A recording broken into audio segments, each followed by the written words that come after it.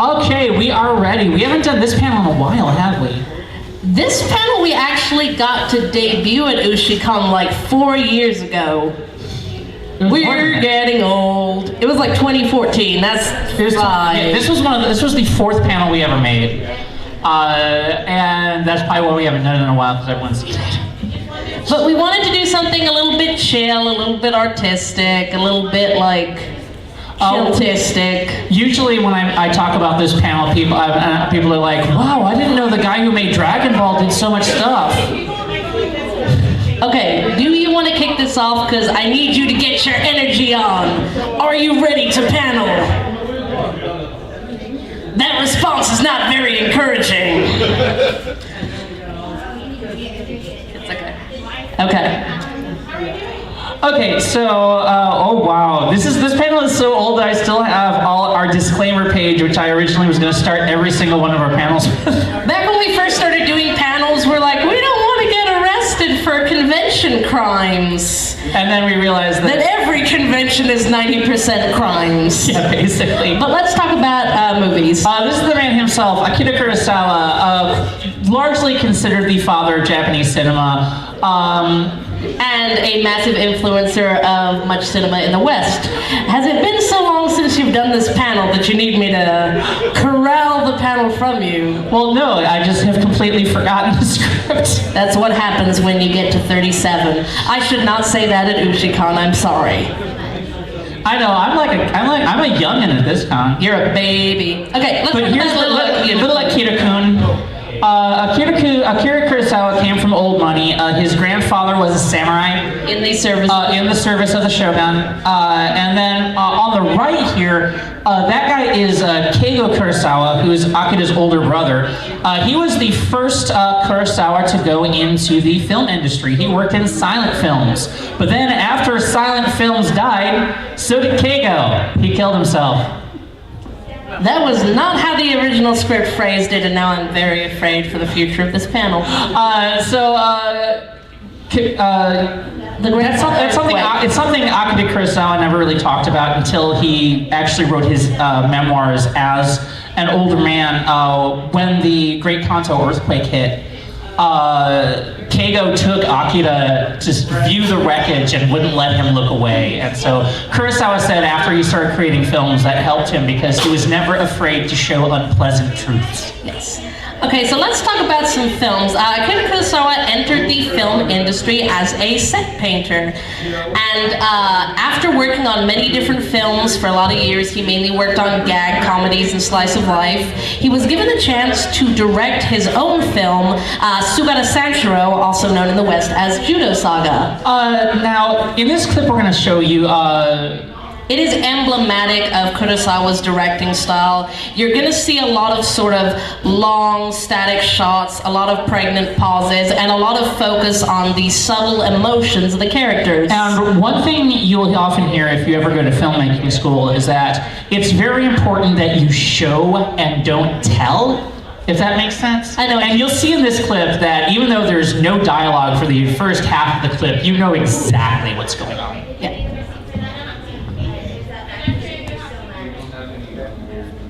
What else do you have? Do you still have pictures? Yes.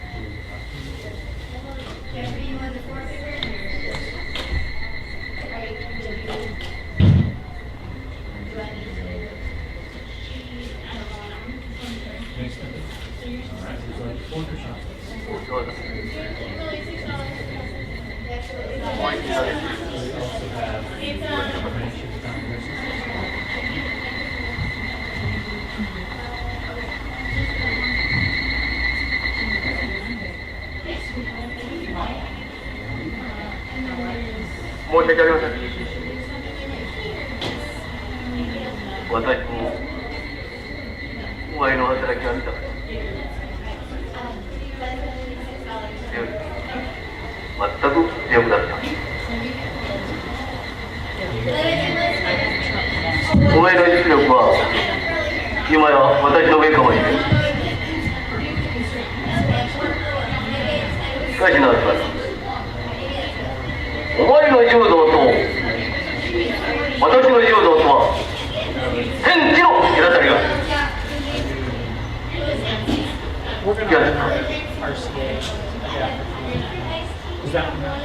お前は人間の道を知らん。人間の道を知らん者に柔道をしてるのは、これは気違いに刃物を持たせるのに等しい。先生、人間の道を知ってるがそう言え。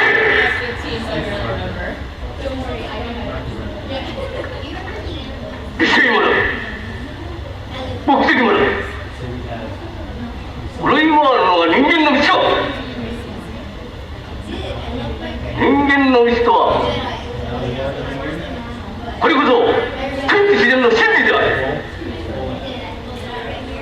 この真理によってのみ人間は死の足がおる。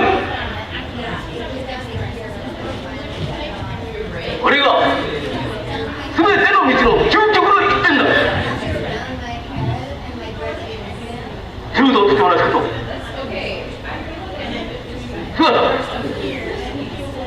お前らはこの一点を見失っておる。いいえ、先生。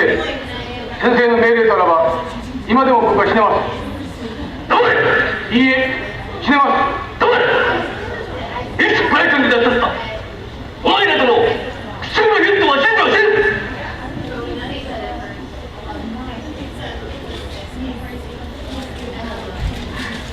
死ねます。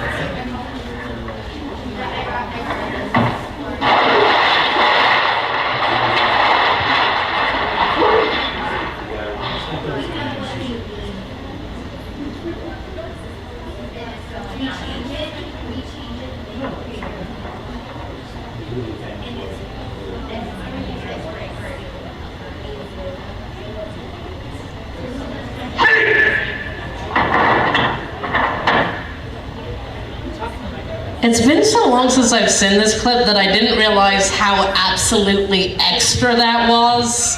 Now, Sugata Sanshiro, this film became completely iconic to the point where in a lot of ways it became almost like the blueprint for many future shonen stories. You have this reckless, hot-headed punk kid who doesn't fit in with anybody and doesn't really have a lot of friends. And then you have the like world-weary older master who must train this, who sees the potential in this reckless, whatever. What I was going to say is that film was nearly never released because the Japanese authorities said it was too Western in style, which was tantamount to a charge of treason in 1943. But after it was successful, they ordered Kurosawa to make a sequel, which is probably his worst film ever. The extremely heavily propagandistic Judo Saga 2, where the main character from Judo Saga 1 goes on a journey around the world to beat the shit out of America. I forgot this was Ushicon. Yeah, this is Ushicon, so I can say swear words. All right. But because in the 1940s, if you were a filmmaker in Japan, you were making propaganda films. You had really no way around it. The most beautiful is also the one where, one of the first ones where you see Kurosawa's directing tendencies. Kurosawa was crazy. In a very, very interesting way.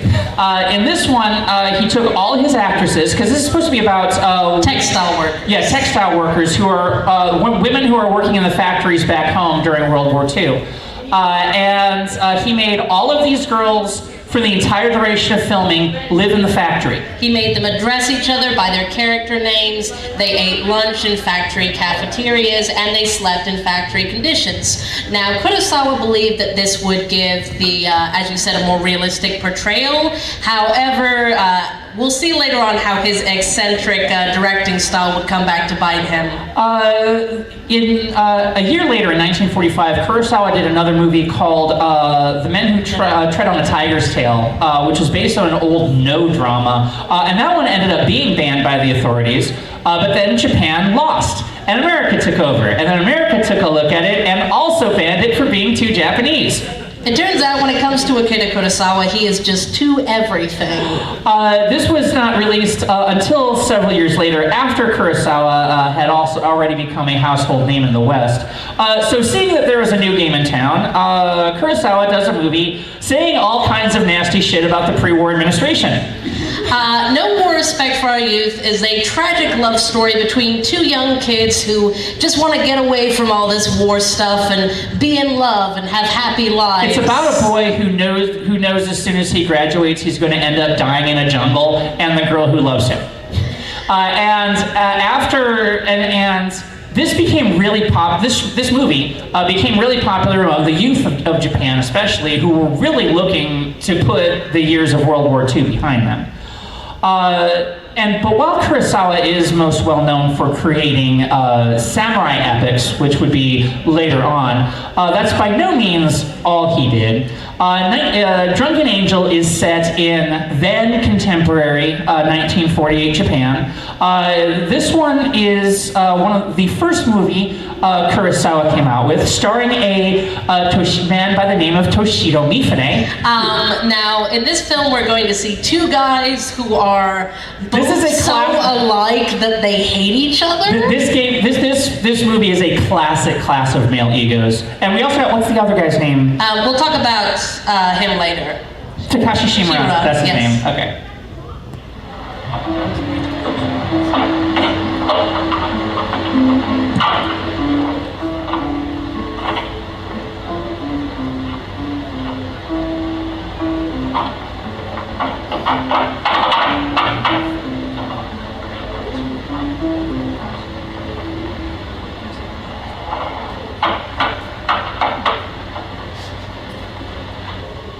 どうしたんだね。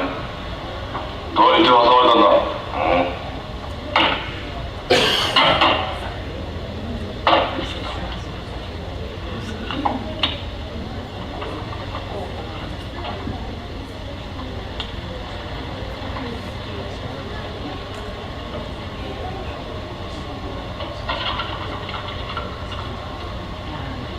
首が出てやったんだ。首がね。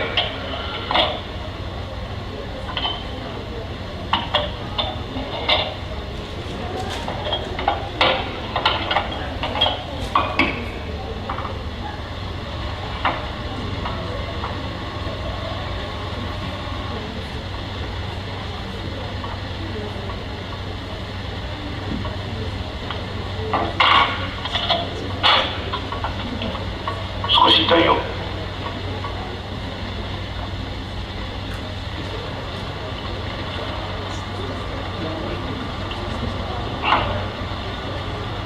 つまりこれはこういったわけか。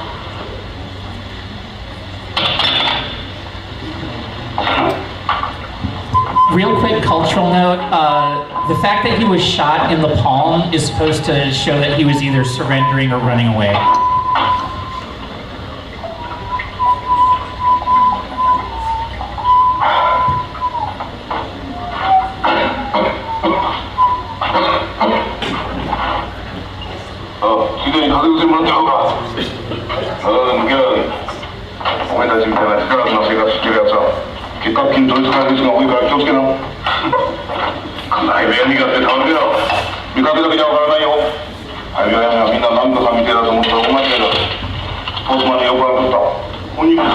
Because of course if you have a lung disease, the first thing you should do is smoke a cigarette. I mean, it was 1940. 1948. Here's everything.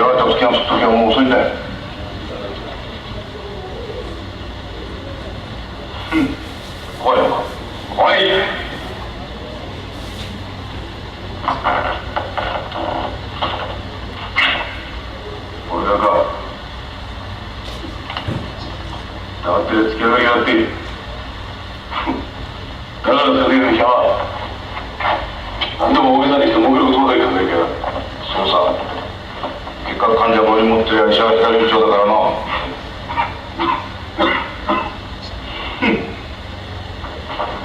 やめてくれ。化石は結核が結核じゃないか、見てもらうじゃねえか。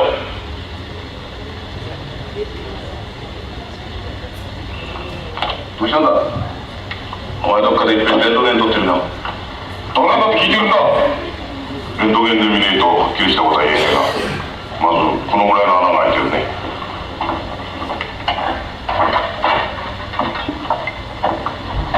このままほっときゃ長いことはないね。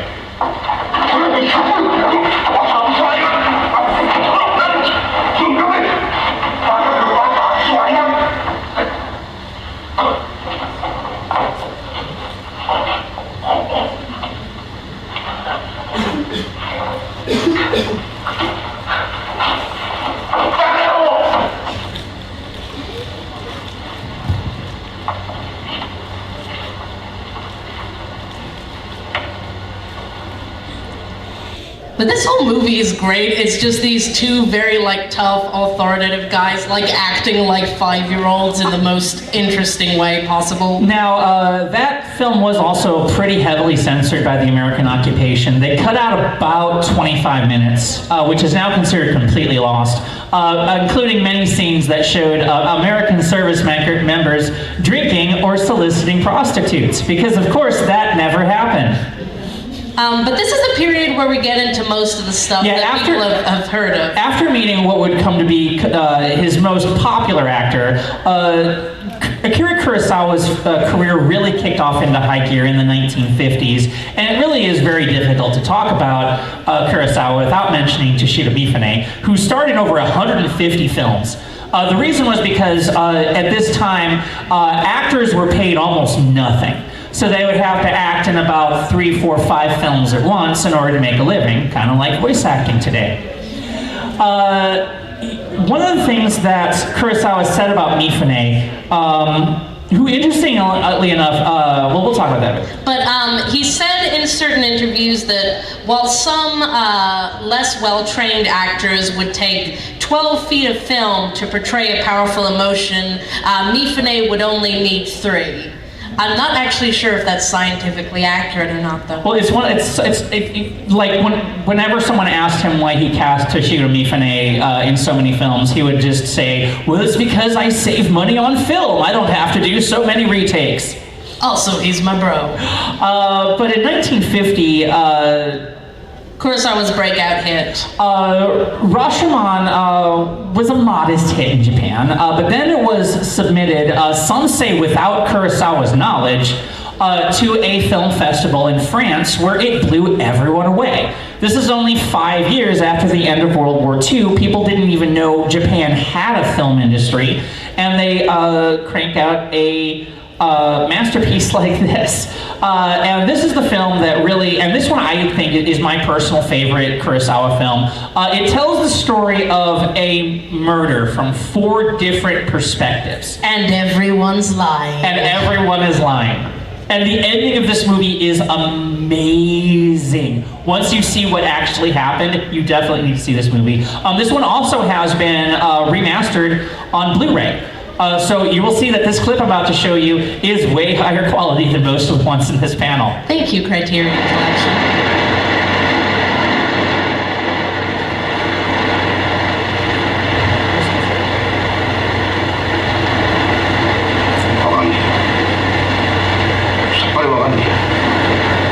Just so y'all know, the guy sitting down right there is the same guy who played the doctor in Drunken Angel.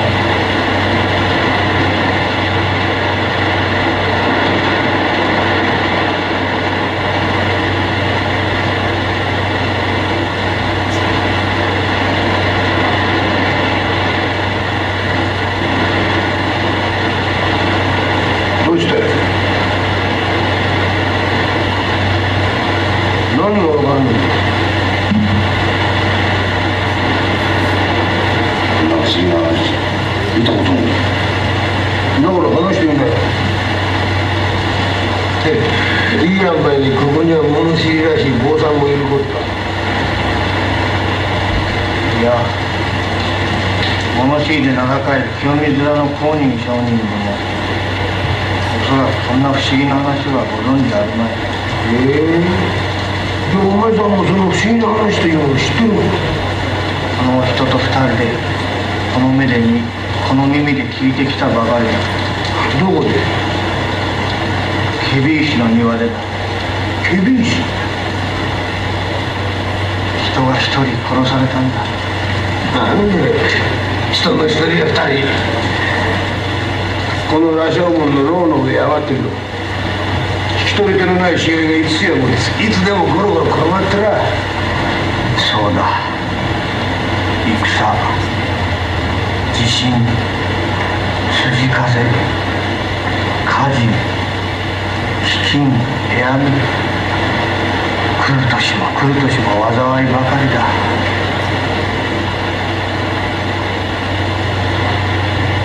その上盗賊の群れが津波のように荒らし回らぬ夜はない。わしもこの目で虫けらのように死んだり殺されたりしていく人をどのくらい見たかわからない。しかし今日のような恐ろしい話は初めてだ。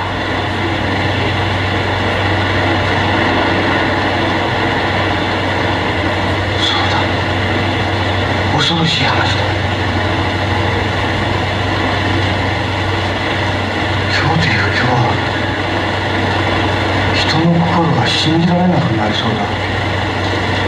それは盗賊よりも手編みよりも飢饉や火事や戦よりも恐ろしい。そう3日前の昼下がりでした。場所は関山から山科へ参ろうという途中でございます。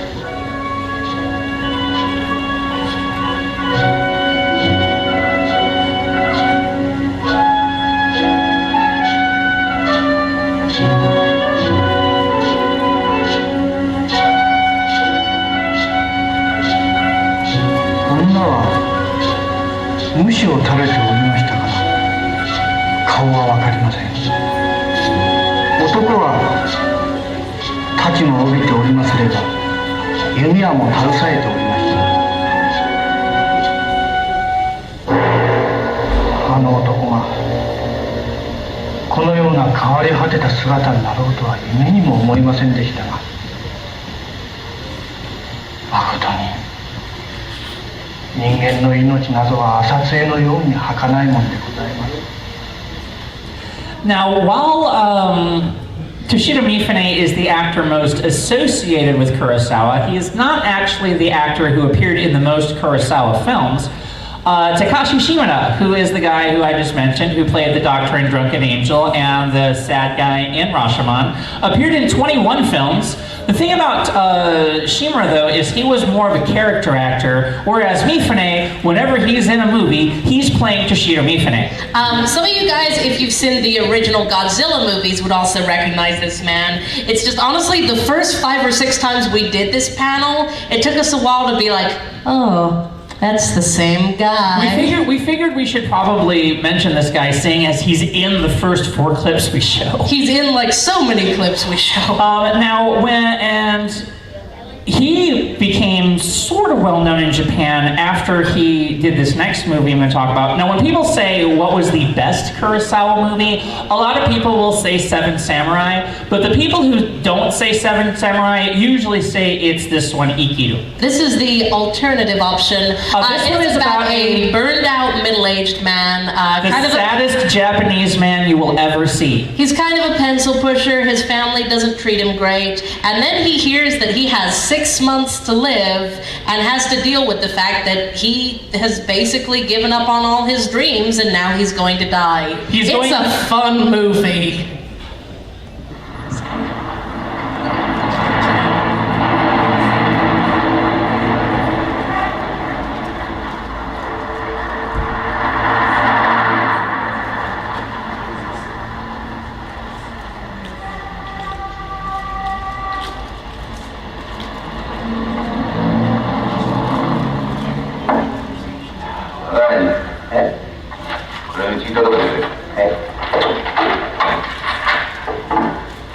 雑誌社のやつは出回ってるからな。あそこは帰りに角の薬局でアドルンがあって俺の名前より出てるよ。でも先生、あそこはもう閉まってますね。そんな時間かい？この町は夕飯食ったら寝ちまうんでさ。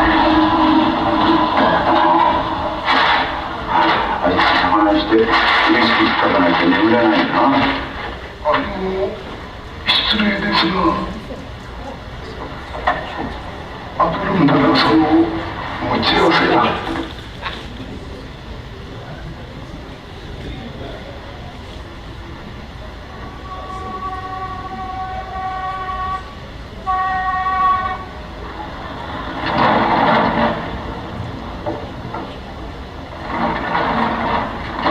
すまんですな。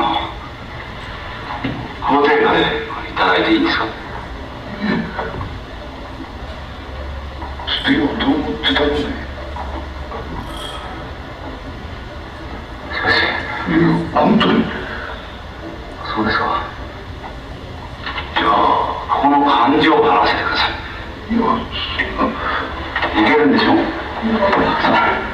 また飲んでください。そんなもんかわいい。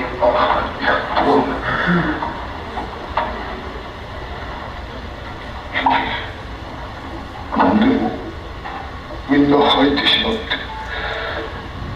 つまり私の身がその身からなので。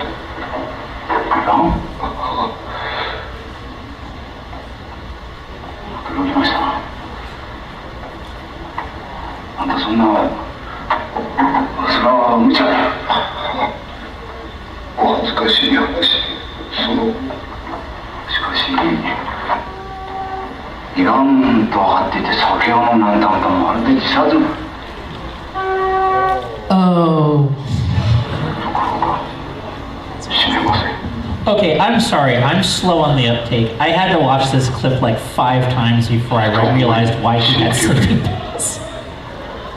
そう思ってとても死ねない。つまり死にきれない。私はこの年まで何のためにお子さんはないんですか？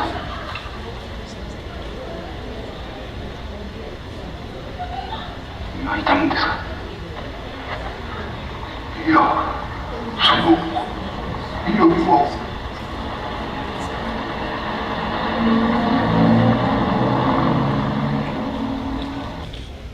That was depressing. That is a fantastic movie. It's one that it's another one it's set in 1952, but it still rings true today, and I'd love to remake that movie. So after doing Ikiru, Kurosawa took 2 years off, which is not something he normally did, to storyboard and create what would eventually be known as his magnum opus. There's not much I can say about Seven Samurai that hasn't been said. It is a fantastic movie. Let me put it this way. This film is 4 hours long. I usually can't convince my wife to watch a 12-minute YouTube essay, and we sat through this whole thing in one sitting. Okay, you're the one who can't watch any like good movie I show you.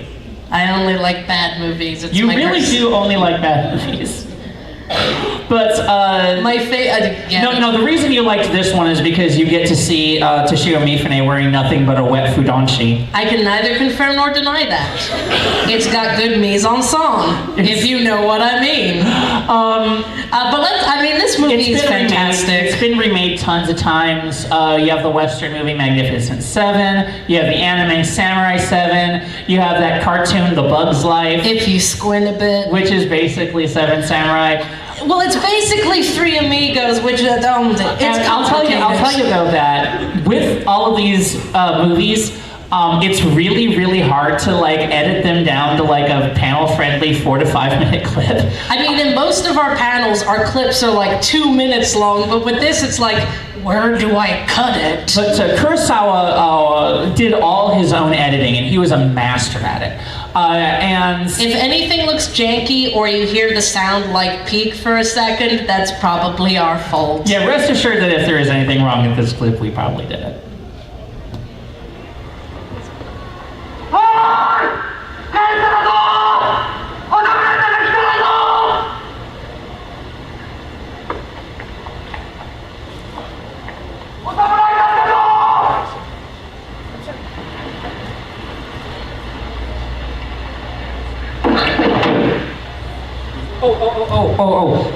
This right here, the leader of the Seven Samurai is Takashi Shimura again. 成長な He goes from being the saddest Japanese man ever to one of the strongest. Oh, and then up there, the guy at the top right, is the priest from Rashomon.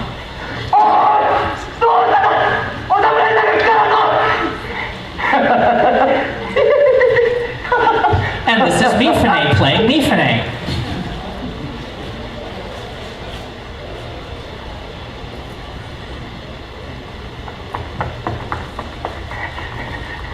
とにかく爺様のところへ。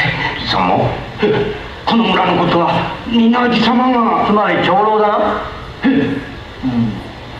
長老に拝謁か。ありがたき幸せだな。参ろう。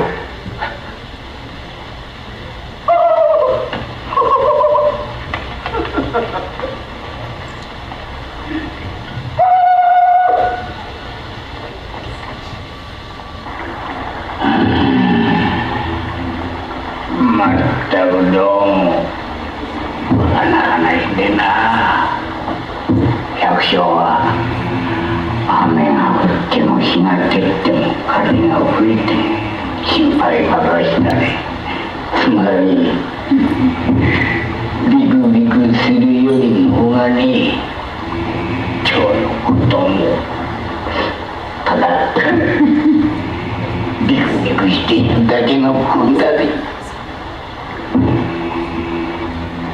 しかし老人、村の者は我々の何を恐れているのかな。いや、そんなことで我々に何をしろというのだ。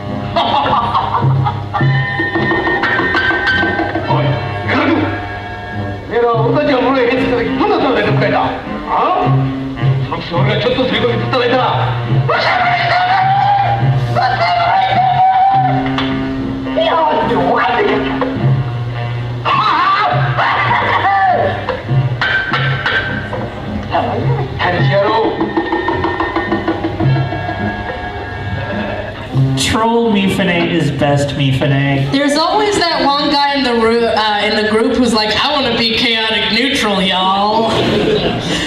But let's talk about... While Kurosawa's films have been remade time and time again, he is not himself above remaking films of his own. 1957's Throne of Blood is still, to this day, considered by many critics to be one of the best adaptations of Shakespeare's Macbeth ever put to film. I mean, you take Macbeth and then you add in Samurai. That makes everything better. Have you not seen Samurai Champloo? It's like hip-hop and Samurai. In the scene we're about to show you, both Kurosawa and Mifune agreed on the use of real arrows because both of them were bat fucking sane. I imagine they were both drunk when they're like, okay, I'm gonna shoot you with real sharp arrows, and he's like, bruh, I love you. Platonically, I love you. Shoot me.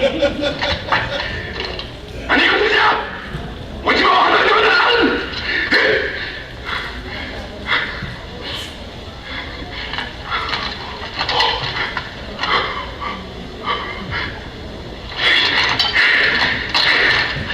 持ち場につけ持ち場に戻れ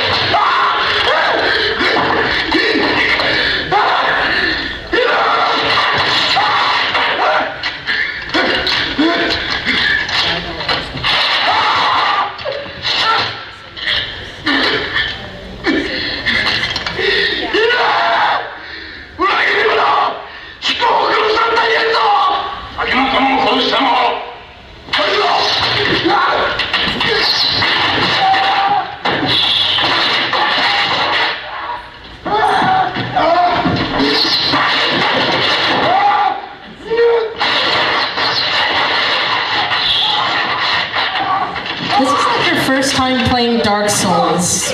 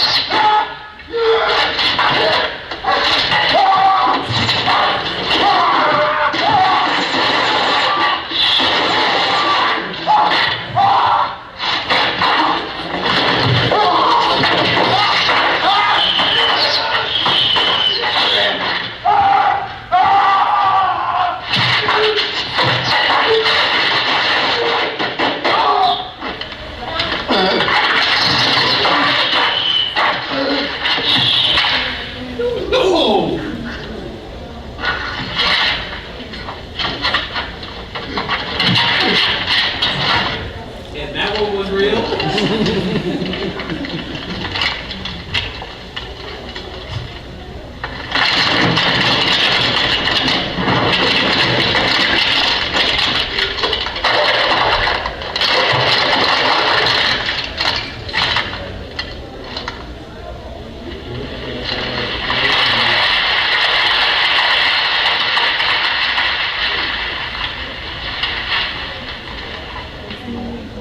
It's only a flesh wound.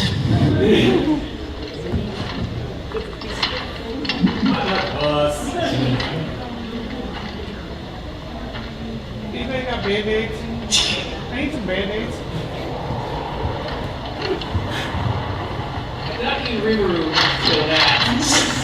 But yeah, they put out a call for anyone in Japan who could shoot a bow. So they got like high school archery club students.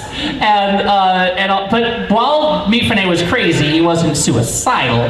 His armor did have padding and a metal plate underneath it. The thing he's doing, flailing with his arms, is signaling to where he's about to move and to not shoot there. That said, he probably still needed a new set of armor after this scene. And after that, The last a lot of the enemies- rest, including the coup de grace to the neck, were done with Kurosawa's incredible aforementioned editing skills. I mean, back in like 1956, this Cut was and peak paste. FX. Cut and paste literally meant using scissors and glue. But when Kurosawa's films are remade in the U.S., they're usually done as westerns because, let's face it, America doesn't really have that many historical periods to choose from. I don't know, I would see Seven Samurai with gangsters. They did that. What the hell was it called? The Untouchables, not The Untouchables. Last Man Standing. Okay. Bruce Willis. It was a 1930s gangster. No, it's not Seven Samurai. That was Yojimbo. Yojimbo was remade as that. You were wrong. Yojimbo was remade as Last Man Standing. Citation needed. But the next film we're going to talk about was redone as a sci-fi film, and it's one you may have heard of, a little indie movie called Star Wars. George Lucas is a massive Japanophile, if you didn't know this. He went to Japan in the 70s, trained under two martial arts masters named Yoda and Kenobi. And there's also the fact that the word Jedi comes from Jidaigeki, which literally translates to period film and describes all of these awesome samurai movies we're talking about. And also the Jedi are kind of like samurai in space. The Jedi are samurai in space.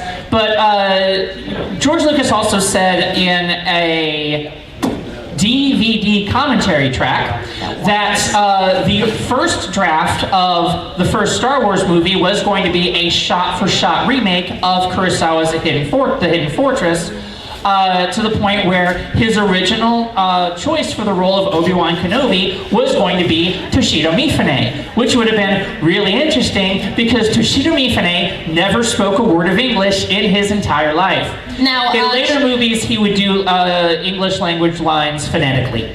And then when he was in Shogun in 1980, the way they got around it, and when he's playing not Tokugawa Ieyasu, is he would say something in Japanese. He would be just sitting on his throne. He'd say something in Japanese, and the person sitting next to him would say, "Our illustrious shogun says," and translate for him.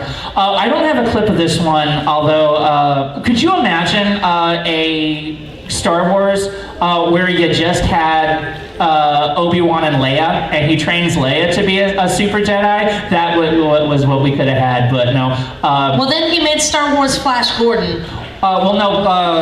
Studios told George Lucas he needed to have a male protagonist or no one would see the movie. I would need to research that. We don't have a clip of this one, though.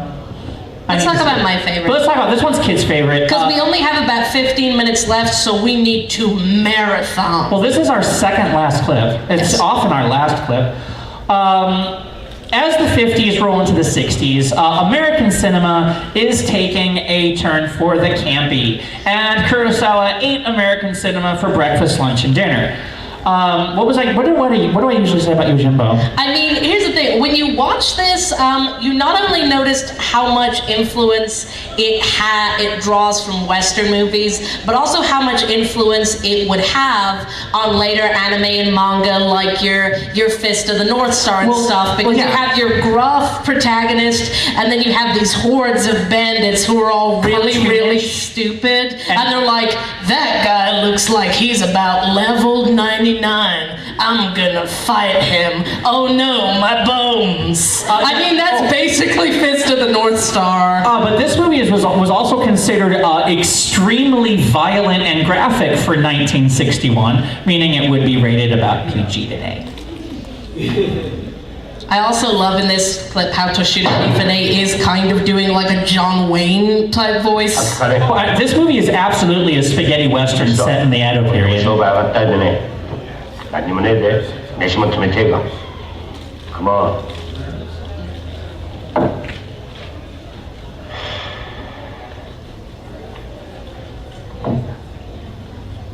実は親父、分かってるよ。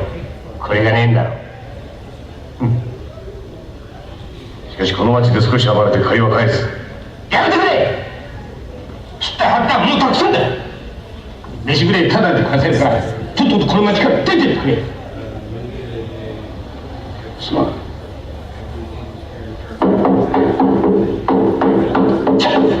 まだ始めやがった。隣の桶屋だよ。近頃この町で景気がいいのはこいつばっかりだ。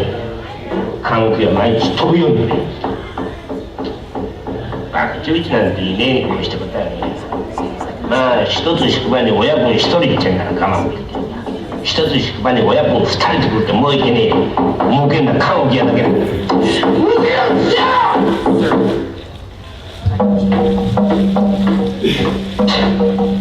どいつもこいつも。とにかくこの宿場はもうおしまいだ。分かったかねお侍。ここんなところにいるとこの特権に当てられてろくなことにはなんねえ。なあ、早いとこ飯食って逃げだけだね。飯はやめだ。酒をくれ。この町は気に入った。腰を据えるぞ。何を俺があれほど言ったのにまだわかんねえのか。よくわかった。だから俺はここに残る。まあ聞けよえ。今この町では人を切れは金になる。しかもこの町が叩き切った方がいいように違いねえ。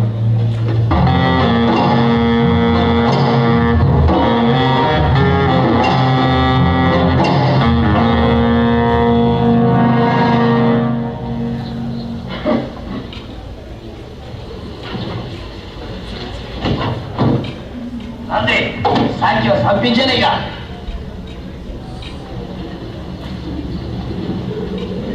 まだどの何の用で。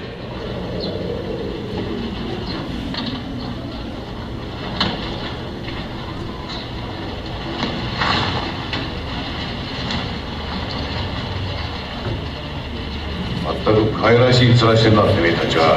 いや牛も殺せねえような面して過ごんでるところはなんとも可愛いってんだ。ああ、見さごなっちゃいけねえぜ。この入れ墨は皆当てにくせえ飯を食ってきたんじゃねえ。おう、こう見えても俺様はな、捕まりは貼り付け間違いなしのお尋ねなんだぜ。俺だってよ。ずれさらし首だ。自慢じゃねえが、悪いことでやってねえことは一つもねえんだ。If I remember, the kanji on his head literally means bad or something like that. I can't get a close look at it, but I thought it said kill. お前は怖くてやったら捕まらねまったくバカにつける癖じゃねえな。え。何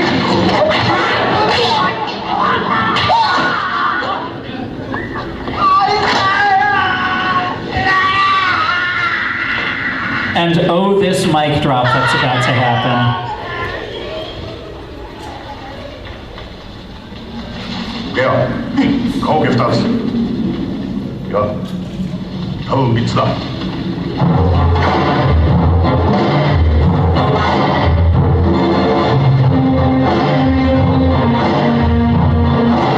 And then they made a sequel starring Toshida Mifune, and then they made 753 Yojimbo movies that had absolutely nothing to do with Toshida Mifune or Kurosawa. I was gonna say that. That's kind of what Toho did back in the day. They're like, okay, Sanjuro versus Zatoichi. Sanjuro versus a dinosaur.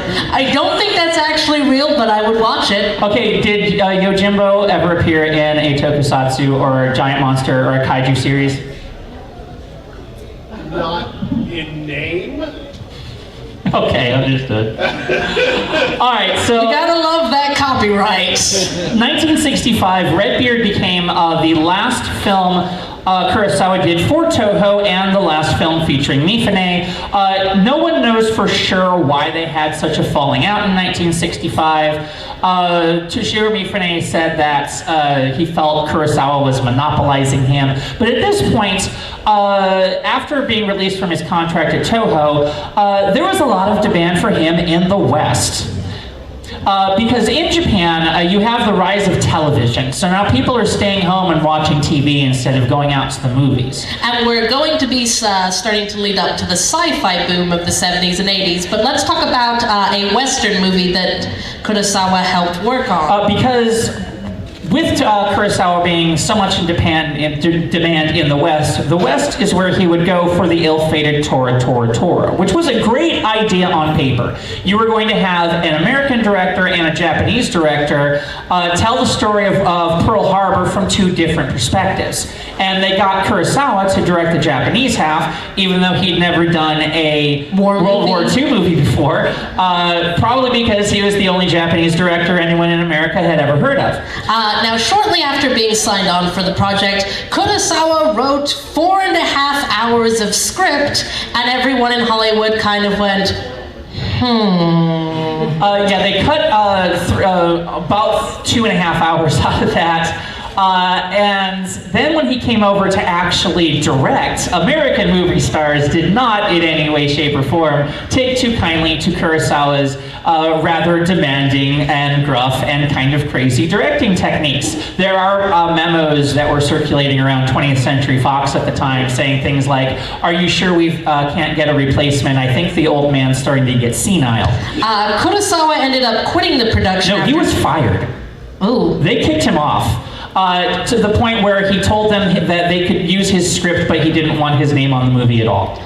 Yeah. So yeah, they still used Kurosawa's script for the Japanese half, but when this came out, it was considered kind of a mediocre film, and it ended up being Kurosawa's really first failure, which he tried to make up with in 1970 with a movie in Japan called Dodeskinen. This is an art movie. It is Kurosawa's first movie in color, and his use of color and lighting are absolutely fantastic.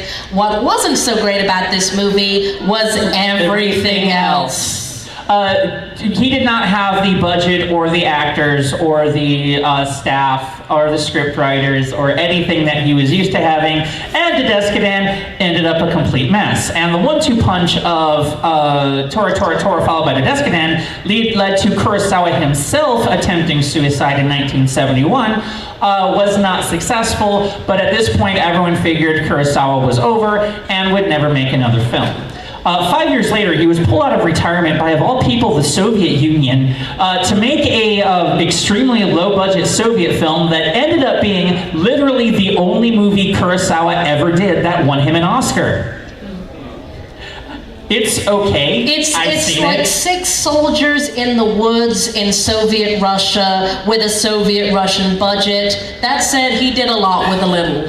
1980, in America, you have the rise of what came to be known as the New Hollywood movement. These were young directors named Steven Spielberg and George Lucas and Francis Ford Coppola, you know, people you've never heard of. Who had grown up idolizing Kurosawa, wanted to look up what he was doing, and they were shocked that he hadn't been able to get any funding to make a movie in his home country for over a decade. And so they said, hey, we're all millionaires, let's do something about it. So George Lucas and Francis Ford Coppola kind of pool a lot of their own money to produce a film called Kagemusha. This poster right here is a drawing done by Kurosawa. This was an interesting film about a samurai who, it's a prince and a pauper thing. There's a 6 samurai, and they have a commoner who looks like the samurai, who they're trying to pretend is the samurai. This was actually Takashi Shimura's last film before he passed away. Except they cut out all his scenes. Well, in the theatrical In the theatrical dub, they cut off all the scenes. But even Kurosawa called this a dress rehearsal for what would be his final Japanese epic, and that is Ran. Kurosawa had written a script about a king who who ends up being at the whim of his fighting sons, and he showed his script to people, and and they were like, oh, this is cool, so you remade Shakespeare's King Lear. And Kurosawa said, I did? And then he read King Lear and said, oh wow, I did kind of make a version of King Lear. And so How many people have like written stuff and then someone's like, oh, you wrote this thing, and you're like, I didn't mean to. So he went ahead and rewrote it to be a proper remake of King Lear. Now we only have 3 minutes. We'll show a couple of shots of this. We have a couple of this. Let's show like this. But this is all we're gonna have for you. Oh, I also want to mention that this is not a set. Kurosawa actually had them build a medieval Japanese castle and then burn it down. That's what you do when you have the artistic temperament. So this guy, the king in Ran is played by who's seen Yojimbo? If you've seen Yojimbo, you know the bad guy who has the gun is that guy. 23 years later. No, he is actually sitting in a burning building. There is an oxygen mask concealed under his robe. So just like every time the camera's not on him, it's like, it's okay, you can breathe now.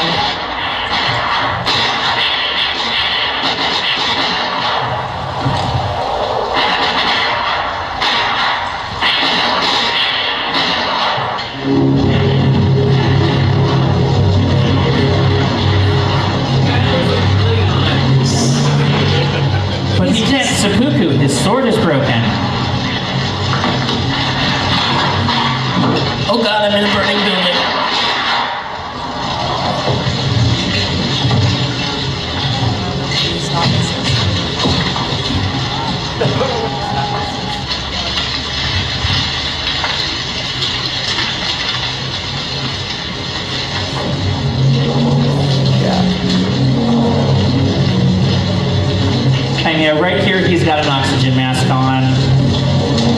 But yeah, he's walking through a legitimately burning wooden and stone building.